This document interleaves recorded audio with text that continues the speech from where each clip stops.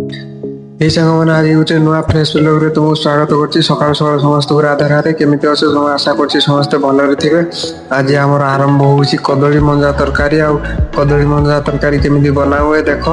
हमर बेबी ताकर लागी पड़छन कदली मंजा तरकारी बनेबा पई मु पठै देली जाओ जल्दी मसला बाटी आनिबो।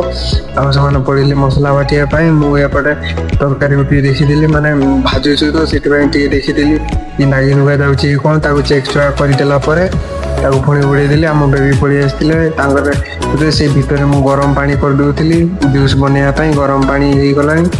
आम बेबी देखी कुल मसला गुटा भितर ढालिकी घाटीबार पूरा ये कले घाटी गुटा देकरी कहले मु कहली ब्रश कर दे मु पलि आसे से कहले रुटी मसला पकईदे से मसला मसला सब पकईदे सारा पर सागे सागे कहले रुह टी लुण डबा पकईनि आउे लुण तुम पकई सार मु कहली आपर हूँ सागे सागे ये कली मु कहली जाऊँ ब्रश कर दी आसे बहुत टाइम है मु ब्रश करते चलीगली। आ देखु केमती आशा कर बहुत भल आपण मानक मो ब्लॉग जदि भल लगी दयाकोरी सब्सक्राइब लाइक शेयर करेंगे। आज एति रोचे जय जगन्नाथ राधे राधे सांग मैंने।